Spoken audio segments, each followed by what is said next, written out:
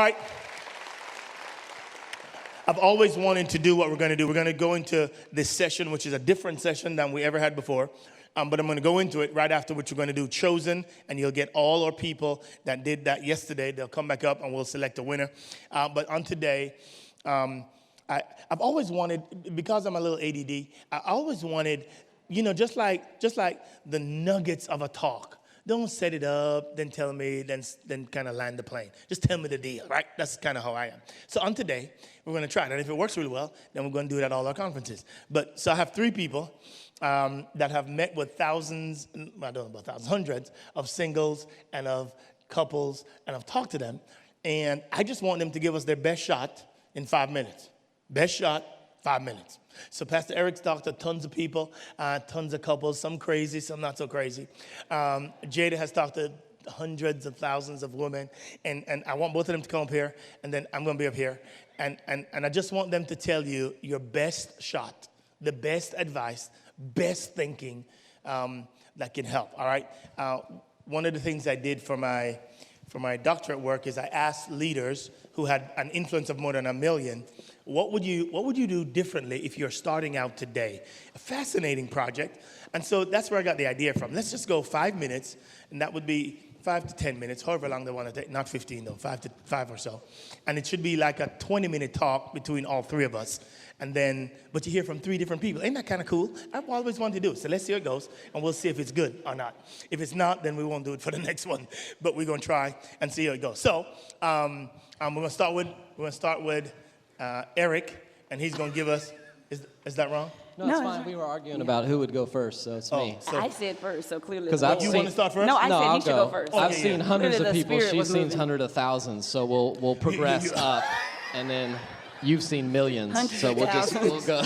Including We'll children, gradually- unborn children. People that All don't right, even. so here's what we're going to do. So Pastor Eric's going to go first, and then we're free to stop him in the middle of it and say, I don't get that. Tell me a little bit more about that, okay? So we're going to do that. By the way, they're hearing the rules right now. They haven't heard them before. So he's going to go first. So go, Pastor Eric. You got 5 minutes, and then we'll see how it goes. Went from 5 to 15, back to 5. Anyway, Interrupted minutes. So just talk. We'll Just just talk. kind of go for a little while.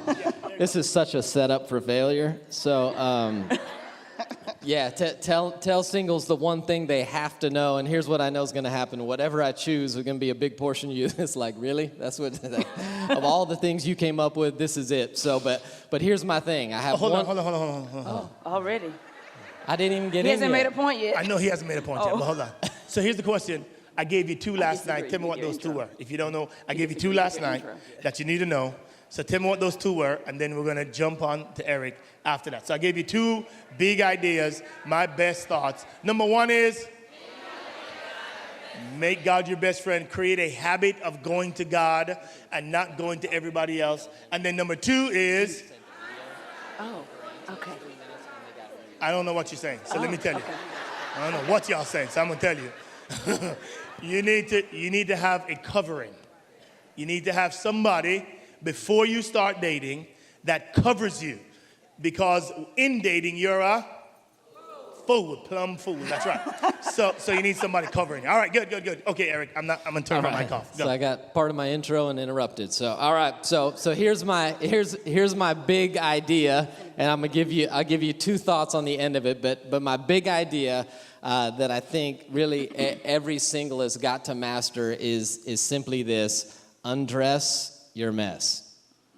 Okay? Say that with me. Say undress your mess.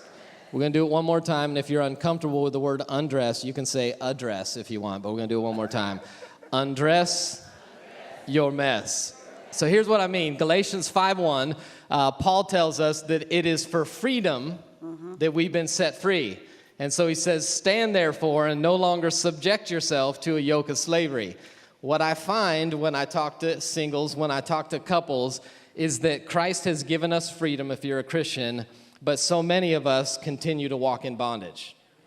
And I think the reason that we continue to walk in bondage is because we're unwilling to undress our mess. Because here's the problem. So many of you are trying to undress your mess by yourself because you don't want to be exposed. And I get it. Nobody wants to be vulnerable. Nobody wants to live with shame. Nobody wants to have people see the inner stuff that you deal with on a daily basis. But the problem is, if we undress our mess by ourselves, we'll never find freedom. And so I got a couple thoughts around that. But Paul exhorts us, and there's a lot of people in this room right now that are stuck in addiction. Maybe it's sexual addiction, maybe it's drug, alcohol, maybe it's greed issues, maybe it's pride issues, maybe it's anger issues. But there's something that owns you. There's something that owns you. And the Bible's clear that we can't be both a slave and a servant at the same time. And too many of us are slaves when God's calling us to be, one's obligatory, the other's voluntary. And God's calling us to be a servant. That means we submit and we yield our lives, all of our lives, as we talked about last night, under His lordship. And as Bobby said yesterday, I think the conference is setting up very well to address this across the board. He said it last night, but your issues you have right now will not be satisfied in marriage. They'll actually be magnified. I know my issues I didn't know I had, came out when I got married. And then other issues I didn't know and my wife didn't know I had came out when I had kids. And so the deeper in I get, the more my stuff is exposed. And the problem is I never addressed it. I never undressed it before I got into marriage. And so here's the scary part. The only way to undress our mess is to do it in community. And some of you right now, in your head, your pushback to me is, but wait a minute, I got hurt in community. Which is true, and that's the irony and paradox and difficulty of life, is that even though you got hurt in community, the only way you find healing is in community. And so we've got to be willing to find places, I would say beyond willing, we've got to be proactive to find places where we can expose our mess, where we can lay on the table our sins, our struggles, the deceit of our heart, the depth of the darkness within us, and we don't want to do it because we believe lies. I think what was most powerful about what we just did in worship is we are telling ourselves truth. And too many of us spend our whole lives listening to ourselves. And we've got these repetitive lies telling us all this stuff that we aren't, that we shouldn't do, that we can't do, that we're alone in this, that nobody else is dealing with what we're dealing with. And instead of telling ourselves the truth of God's word, we're stuck in lies. And the Bible, across the whole of the Bible, we see this idea of brokenness. Right? There's a verse that says that unless a seed falls to the ground and is broken, it'll never bear fruit. So we actually have to die in order to bear fruit. That's a biblical principle, that brokenness produces fruitfulness. And there's too many of us that if this picture of a seed falling and breaking open, we're putting that seed back together and we're taping it so that it won't be broken, but it also has no ability to sprout and bear fruit.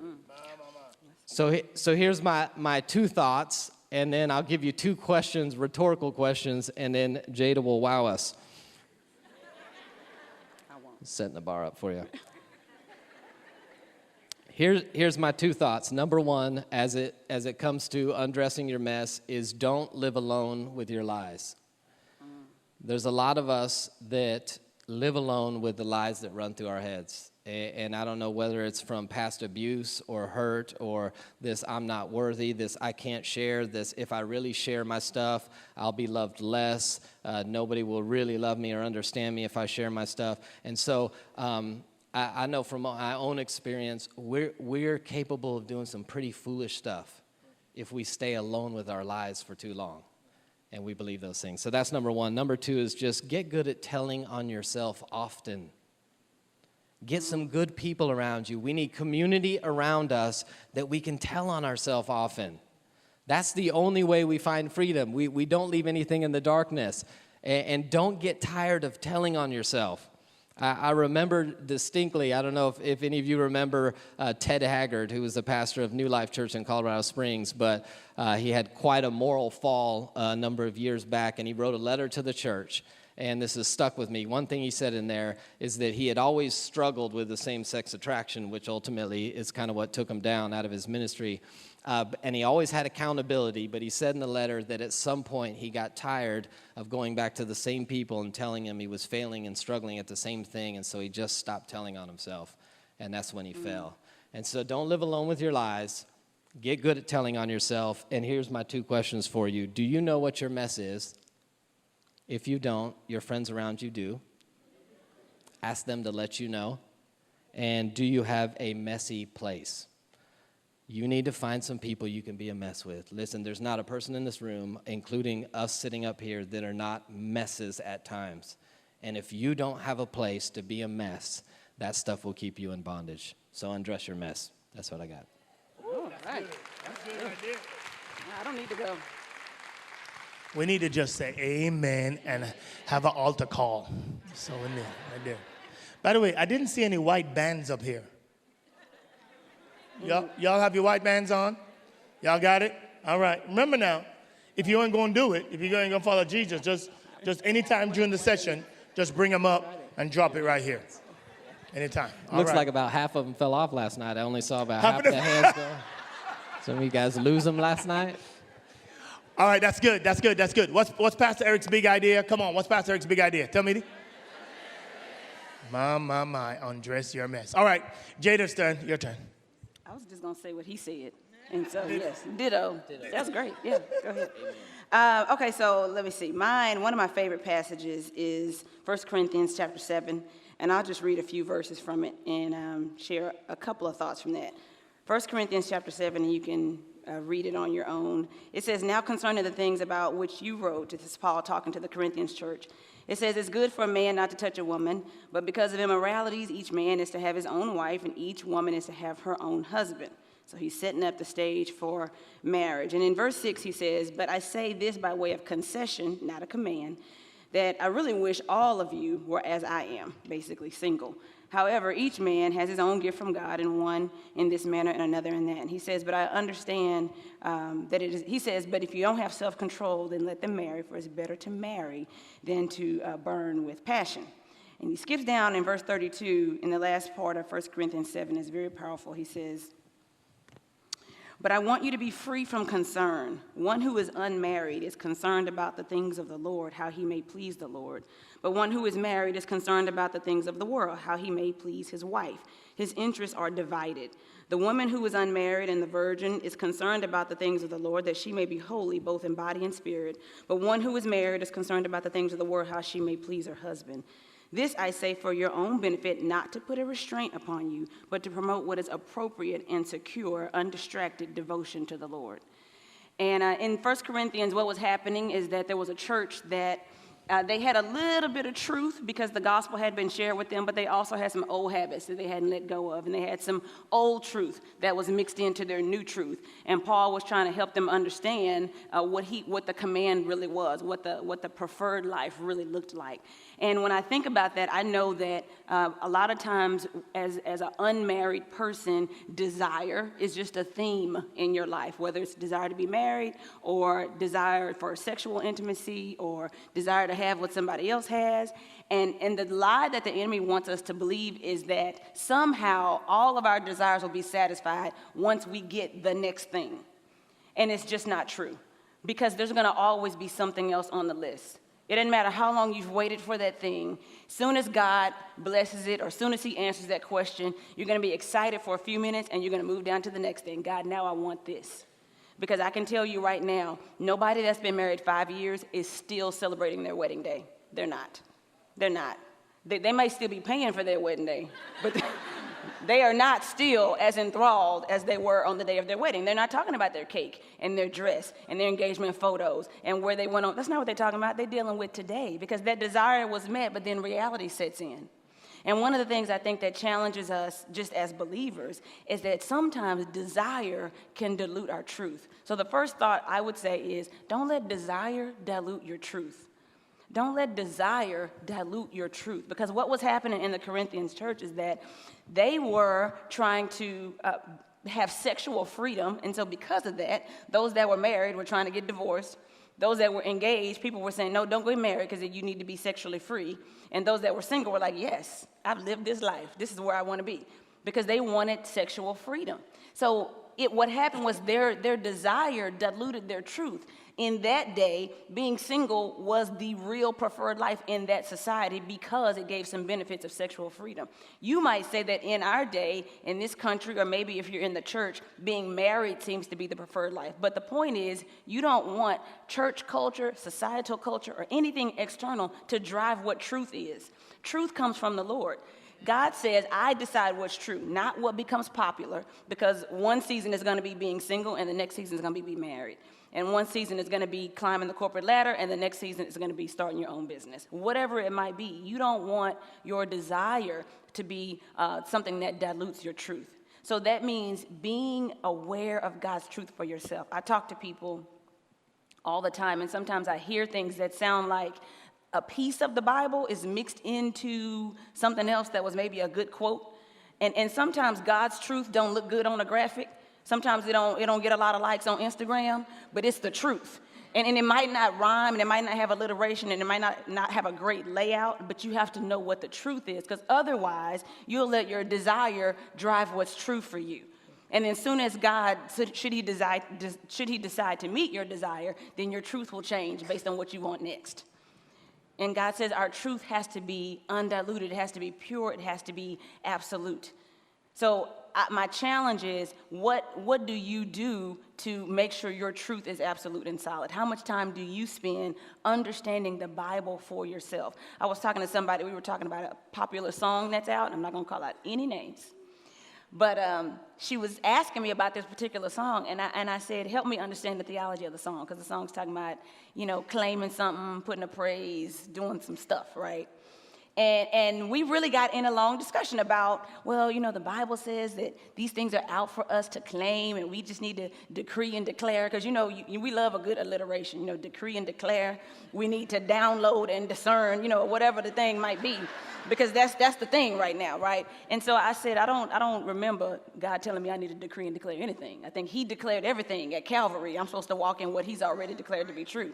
So I said, when you create truth that shapes that meets your desire, then you're saying, okay, God, I know better than you. And then you create truth that's on a sliding scale. So what you thought was true in 1990 is not true in 2000 anymore, because your desires have changed.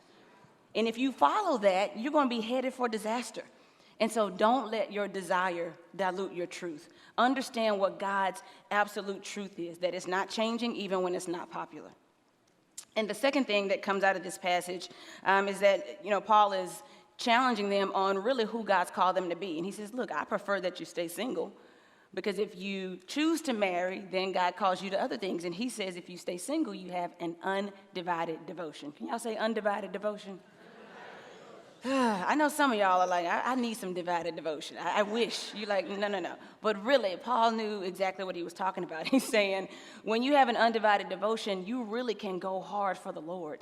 Because once you get married, your priorities are going to shift.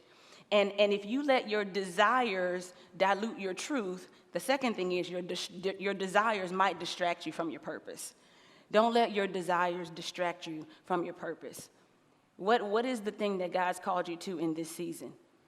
And remember, I said, whatever it is that you want, as soon as God meets it, you're going to want the next thing on the list, right? So when I'm going through a Saturday and I have 20 things to do, and my husband says, well, what are you doing today? And I'm like, errands. That's the umbrella for just trying to get my life together.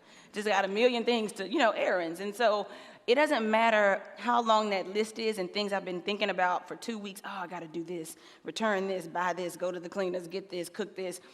As I'm going through my Saturday, as I check off each one of those things, I don't celebrate that I went to the cleaners for 20 minutes.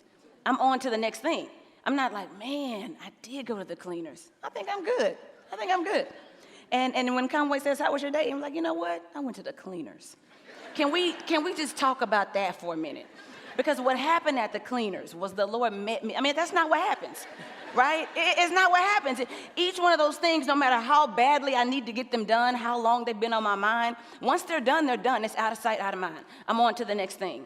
And our desires work the same way. And you've had things on your checklist, and it might have been to make a certain amount of money, to have a certain job, to live a certain place, and marriage may be the next thing on your checklist. And I'm telling you, don't think that just if God decides to knock that thing off your list, that you're going to celebrate any longer than you think you are. You're going to move on to the next thing.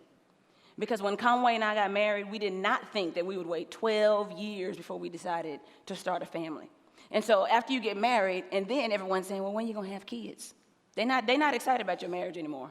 They already went to the wedding, they bought your gift, it's done. Then they're like, oh, when y'all going to have kids? And then there's another desire. You weren't even thinking about kids before, but now you have a new desire. And sometimes God will give you desires, not necessarily because he's going to meet it in that moment, because that becomes your offering to him. And you start to say, you know what, God, this is what I want, but I trust that you know what I should have. And so for 12 years, while we wanted children, and I wanted children, and all my friends were having children, and I was complaining, I was like, Lord, I've been obedient, kind of. I mean, I read my Bible. I read my Bible, on good days. You're trying to be nice, working on my attitude a little bit, what in the world? And so you start going through this list because you want your desires met. But had God given me my son, then it would have distracted us from our purpose, because we could not have planted one, invested in one, poured into one, given it blood, sweat, and tears for 7 years had we had small children. And so I had to realize much later that my desire could have distracted me from my purpose. I could have gotten so caught up in what I wanted that we could have been in a whole different situation than what God has for us now. And so now I just deal with the reality that I'm going to be one of those moms, and my kid is in kindergarten, and all my friends' kids are in college, and it's just how it's going to be. That's how it's going to be. And they're going to be like, oh, is it grandparents' day? And I'm like, no, that is my son. Just don't worry about me, So you just get over it after a while, and you start to say, you know what? I would rather, why? Because now there's no burden with the blessing. Right now, I'm not struggling trying to figure out, is this what God wanted, and all the stuff. When you try to force the hand of God, when you try to fast forward what God has planned for your life, I know somebody out there already knows that what's supposed to be a blessing becomes a burden. So I'm saying today, number one, don't let desire dilute your truth. Don't let this world tell you that if you've been celibate X number of years, then you get a free pass one weekend. My. Don't let this world tell you that if you've been single long enough that all you need a man is someone with potential and he kind of loves Jesus and the rest is going to follow. They're lying to you. They're lying to you. And men, don't let this world tell you that if she is hard to handle and you like her because she's got all of this gusto and attitude, but once she comes under you, it's going to be reined in. Don't let them lie to you. Don't let them lie to you. Because what happens, your desires can dilute the truth. And so secondly, don't let your desire distract you from your purpose. Because I promise you, if you go to meet the Lord today, he's not going to say, hey, did you get married? He's going to say, hey, did you do the thing that I left you on earth to do? Because purpose don't come at the altar. Are you going to live today the way God has called you to live? Where does he want you to go? It can be anywhere.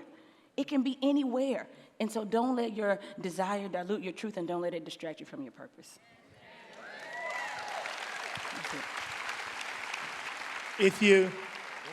Anybody here come to Wednesday night women's Bible study? Let me see your hand if you do.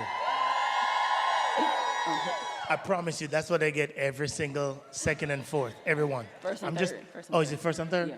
Oh. He's trying to get y'all to come to men's. First and third. First and third. For real, y'all, for real. Am I lying, Lady Holmes? Am I lying? She drops it every week, don't you? I know that's right. I paid her. I don't have nothing to say after that. That's too good. I gave you 2 yesterday. Let me figure out 2 more. Let me tell you no more. Let me give you 1 more. No, I'll give you 2 more. I got 2 more. Here's a mistake I see happen all the time.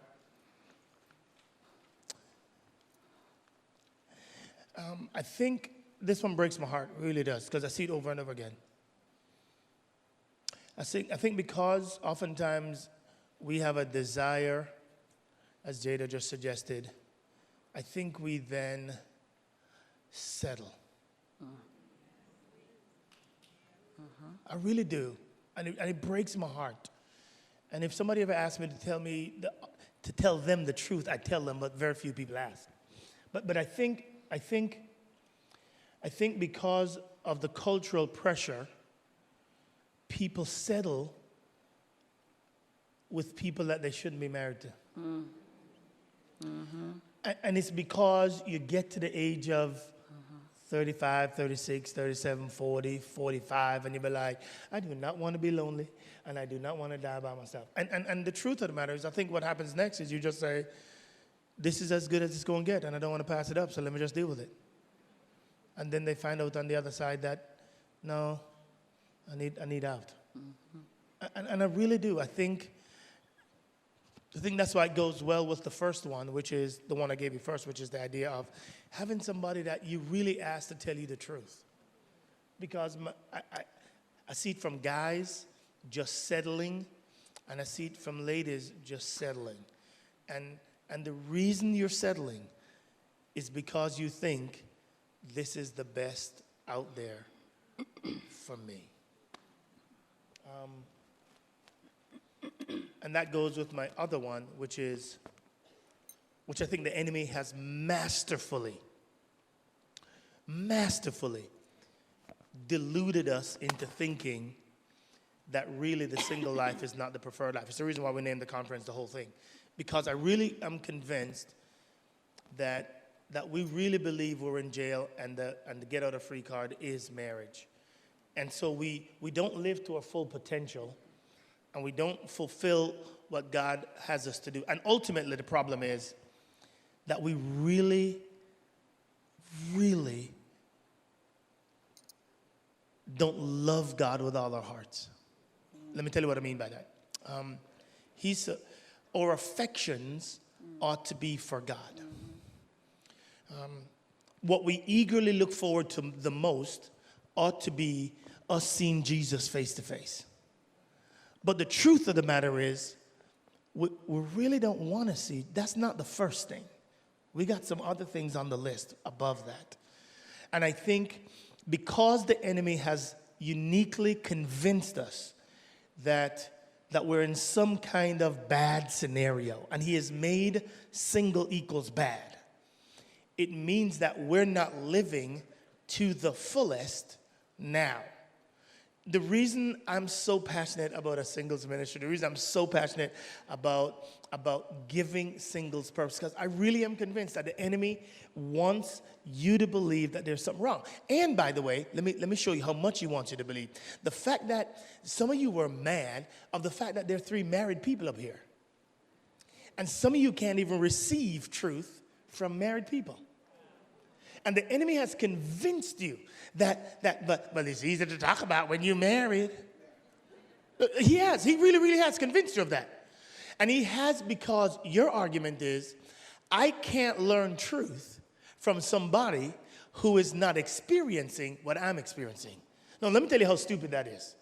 Which means Jesus can't talk to nobody married. Which means Paul can't talk to nobody married. Well, there goes half the New Testament. Rip it out of the Bible. But we have convinced ourselves with that lie, and I hear it all the time. Here's another one. When you come to a conference, the stuff people talk about is, there ain't enough guys. Well, you don't say that out loud. Because when you say that out loud, what you're saying is, I only come here to meet somebody. Which means you just disqualified yourself if there's a good guy around. Okay. All right, babe.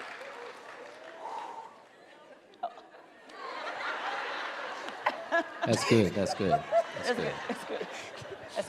So be careful when you say, check your own heart and say, I didn't come here for a dude. Powerful. I really came here to get what God has in store for me, and I am not going to complain about the vessel he wants to use today. If the vessel is single, like you're going to hear from Michelle, then that's great. If the vessel is married, then that's great. It don't matter, God. I just want to hear from you. But when we position it and we get all tough, what they going to tell me? What they going to tell me? Be careful when you say that.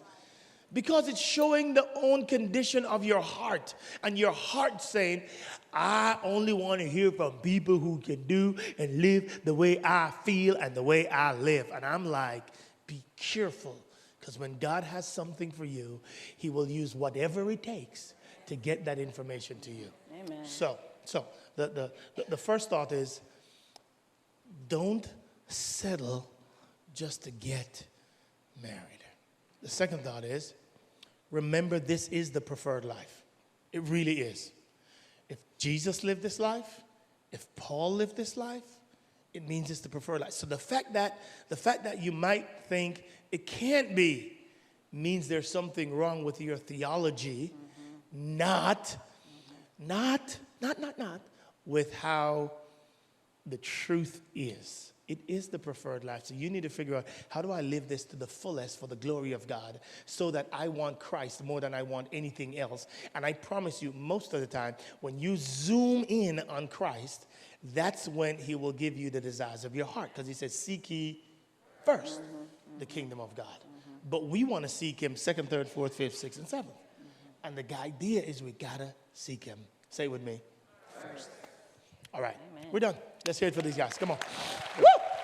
Okay, you want to do questions?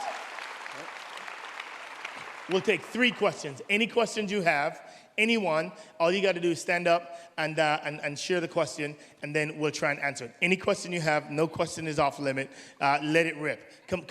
We got some questions. Look at God. Come on. We got 3. Nobody else stand up. We got 3. 1, 2, 3. Here you go. Give her this mic. You're going to be my little, can you be my runner, please? Is that all right? Tell me your name. Kelsey? Yes. Thank you, Kelsey. Go here first, and then, where's the number 2? Right here. Oh, number 2. And then where's number 3? Number 3. Here we go. Okay. So you be like the talk show. Okay, so my question is about it being the preferred life. Well, what if I have a child already? So that makes me think in my head, like, well, it's the preferred life for Jesus and Paul, but they didn't get as involved to produce a child out of wedlock. So I have this child out of wedlock. How do I know that? How is it the preferred life for me now, because I'm a single mother? What was your name? Latrice. Latrice. Hey, great question. Latrice just asked, hey, I'm a single mom. How is that the preferred life for me? Either one of you want to take that? Who want to take that first? You want to take it?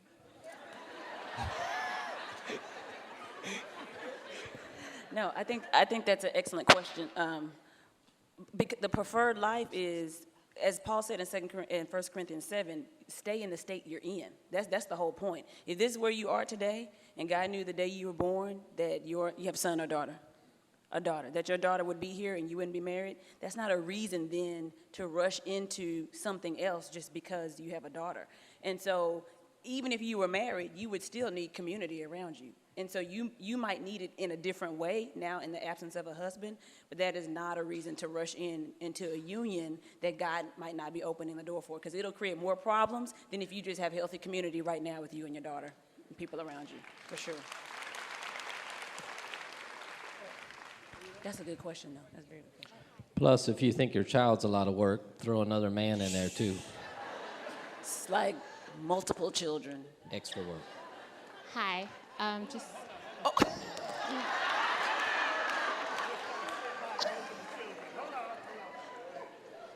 So, if I understand it correctly, my name's Kim. Hi, how are you? So, if I understand it correctly, I am the rib of a man. Is that correct? I'm a man's rib. Is that correct? So, how do I know whose rib I am? Can I be multiple ribs? Let me ask you. How do I know this? That is such a good question. So this is not, tell me your name, is Kim? Kim, thank you. Kim, okay. So this is not to call you or anything, but this is an example of diluted truth, right? So womankind is the rib of mankind. That does not mean that you or every person in here is the rib of some man walking around on earth. Okay? So when you try to extract principle truth and make it personal, this must apply for me, then you can be in this path. I have to find my soulmate. I have to find the person whose rib is missing because I'm running around. And so it's a legit question. It is a legit question, you know. And the idea behind that in Genesis is so God could show us the relationship between womankind and mankind, not between Jada and Conway. And it works because we're man and woman, but it wasn't that I needed to run around and find that. And so it's true in concept. But that does not dictate what God has for your life. Because then if you play that principle all the way out, truth has to work all the time, right? If you play that all the way out, should you live your whole life and not be married, then that means God did something wrong. That means somebody was walking around incomplete without you. And that's not true. Because should God not allow you to be married, or if there's not marriage in your future, that doesn't mean that he has done something wrong or that you are not exactly in the sweet spot he has for you. And so that is a truth to embrace in principle, but then you have to be careful about trying to extract that to a molecular level that says, I need to be looking for that person. Does that make sense? That's a good question because I hear it all the time, so don't feel bad. I'm glad you asked it. I'm glad you were brave enough to ask that question. Great question. Yeah, no, I was just going to say that whole soulmate, the one, is just foolishness. The reality is marriage is work. I could be married to hundreds of you in here. There's a lot of you I wouldn't want to be married to. My point is, absolutely find somebody that you're attracted to and that you click with personality-wise. But at the end of the day, it's work. It's me waking up every day and going, I'm going to love and serve this person, and I'm not going to be selfish, and I'm going to die to self. My marriage does not work. My marriage does not work. Very easy. It's just, Good leadership helps. Good leadership. Yeah. no work. He's the easiest boss in the world to work for, too. I love coming to work every day. I'll keep one-upping you. We'll go back and forth. Yeah, that whole idea, that's foolishness. Yeah, and it bleeds into, I don't know if anybody has this question, but it bleeds into another diluted truth that comes up. We kind of redefine what equally yoked means. And then we start up, y'all know what I'm talking about. Well, I got my bachelor's and he's still, ma'am, that is not what equally yoked is about. It is not about your educational, how you complement each other in education or financially, or we came from different backgrounds. And don't think that just because you've been a Christian longer than him or vice versa, that you're stronger than him. That's not true. And so equally yoked means, are you both believers? Are you both Christ followers, not church attenders? Are you both believers? And then from there you go on to see, is this who God's called me to partner with? But that whole thing, that soulmate, the rib, the equally yoked, it gets us into this super focused path that only distracts us from what God's called us to and really sets us up to failure because nobody is ever going to fit that perfect mold. Find somebody that loves Jesus and then do the work.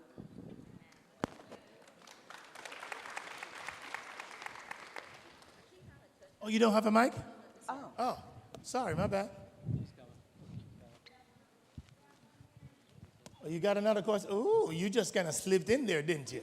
I said, You hold on. didn't look this way. Whoa. Let's hear hers first, and then I'll come to you right after. Is that okay?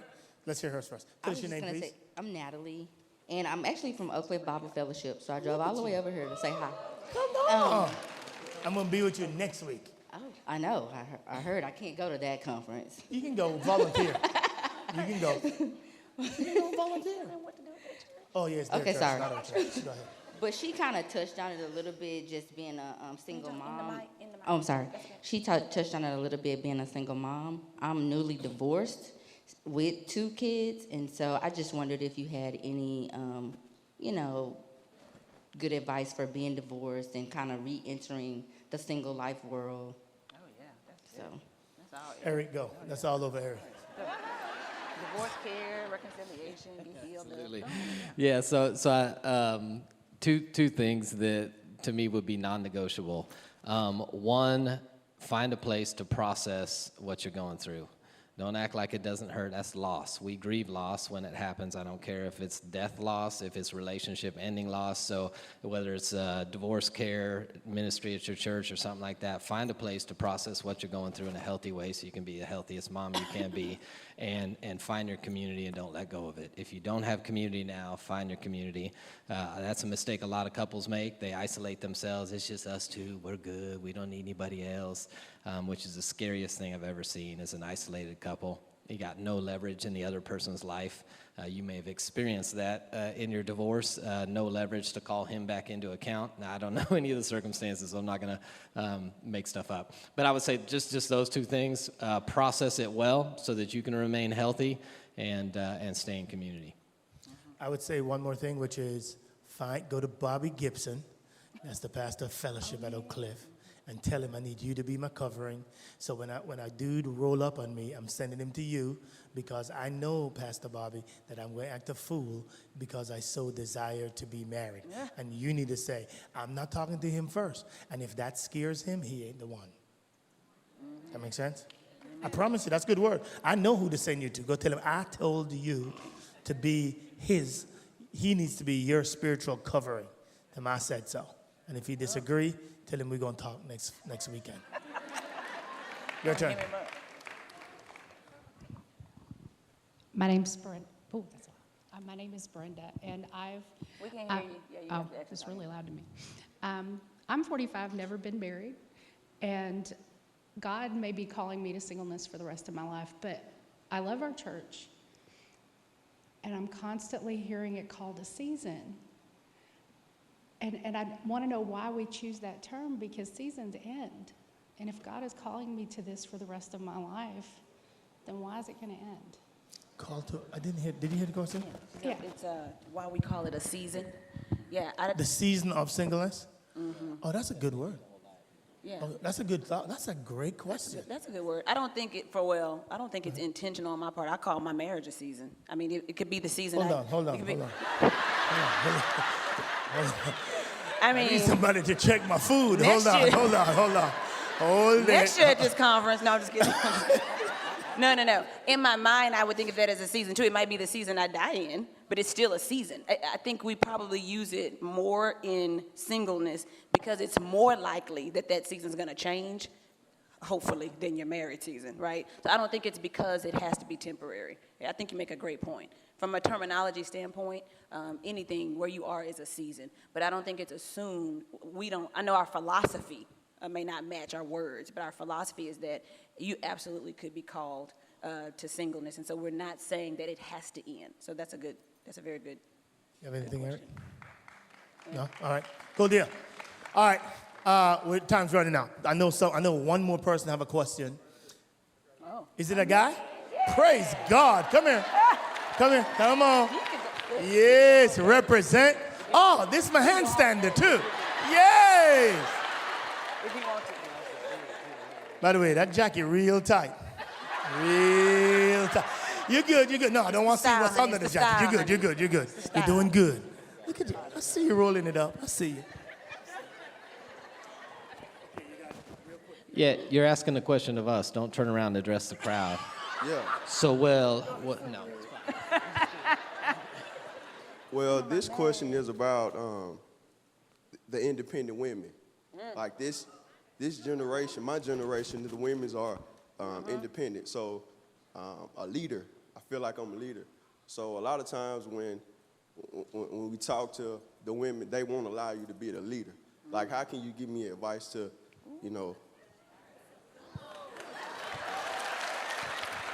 I just made you attractive right there. But Eric's going to bring you down to size. Watch this. Go ahead, Eric. You start. I know Eric wants to say something like, go ahead. No, that's good. Just, he's got his purity bands on, ladies, so leave him alone. Yeah, that's right. And so my question is, all the ladies that were clapping, are you the independent women? Right. Were you clapping because, we're not going to be led, or what do you... I think it's twofold. One, if you chase after God hard, they'll follow you. Because I think as much as they act like they want to be independent, at the end of the day, we all want somebody that we feel secure with. We all want somebody we can be vulnerable with. So I think if you pursue God hard and lead well, and leading means laying down your life and serving and unconditionally loving and covering and speaking the word over and all the things the Bible says, I think you'd be hard-pressed to find a woman who does. I'm not saying I do it. Jada's looking at me. She's like, your wife don't act like you do that. Saying what you should do. I think if you do that, you will find somebody who would love to be led. So I think it's twofold. We're in a generation where men have not been leading, and so I think women have. Oh, now the women are like, yeah. So they've been forced to stand up, but have also been raised in a lot of single-parent households and been told over and over and over again, you only need a man for love. We've shown that we can raise kids ourselves, we can build houses ourselves, we can do things. So I think it's twofold. We're not leading, and there's a lot of lies going around about trustworthiness of men. So pursue God hard, lead well. I think you'll find somebody who will follow. Yeah, I would say, absolutely, I agree with Eric. And I would say, too, and it's kind of for women, but it's for you, too, young brother. I appreciate your question. That you have to be wise and discerning as well. That you have to be discerning, too, because if you don't, I know the women not going to like me, you cannot be the only source that's challenging her in submission. If she doesn't have a teachable heart, I don't care how much you know Jesus. She's going to say, well, you need to be able to handle me. Jesus need to handle her. And really, so because a lot of times we define leadership, it needs to look a certain way. And every man is not super assertive and a dominant personality, but they're all called to lead. And so if she is not already around women in community, in places where she can be challenged on submission, you cannot be the only voice of submission. Because while she should submit to you, you cannot be the only one teaching her about it, because it's just not going to go well for you. And so you need to find a woman that even if she is just kind of hardcore and very assertive and has a hard time with all that, if she is willing to put herself in community and under teaching outside of you, that's going to challenge her, you're just going to have a much better chance. Because if the Holy Spirit can't convict her, you're not going to be able to. So. Yeah. Let me add one quick thing to that. Since Jada was piling on the women, I'll do it too. For the women who pride themselves on being independent and strong and not wanting to be led, let me challenge you that's not a strength, that's a faith issue. Ephesians says, wives submit to their husbands as unto the Lord, which means I'm ultimately trusting God, not this man that I have. And so when the man makes a stupid mistake, when the man doesn't lead quite well, I'm really trusting God has got me. And so this idea of independence is really a lack of faith in God. And so think about it. Good thought. I see y'all. They good. I'll say one thing, then we're done for real. We got to go. Here's what I'd say. I think oftentimes, and I've seen this played out too many times, you've got a strong woman that gets attracted to a weak man. She then marries him. They come to church, and the church says the man ought to lead. She then gets frustrated because he's not leading her. But if he was leading you, you wouldn't have married him. Because you want somebody that you can tell what to do. So therefore, be very careful when you get married to somebody that wants to go along with your program the whole way. Your personalities are so different, that's why you like him. You like him because he lets you do your stuff. Well, that means oftentimes he's not leading you. So when you come to church the next Sunday after you're married, and the pastor says, men lead, don't get frustrated internally, because what you're saying then is, well, why are you not leading me now? He was never leading you in the first place. So therefore, don't hasten to get married because you find a guy that would let you do whatever you want. And oftentimes it's because of pain, because you dated a guy that was probably stronger than you, and he probably did something stupid. And so therefore you're saying, I'll never get a guy like that anymore. Then you get a guy who is not as gregarious or whatever, and now you're frustrated. So be careful and recognize the personality differences that you're getting into, and realize that leadership is not always the rock. That ain't always the rock. Sometimes it's somebody different that has a different temperament, and you've got to be able to follow him, or you've got to be able to follow her. And then lastly to the guys, if you see the signs that she's buck wild, believe them. She's buck wild. Gentlemen, I'm going to say one more time.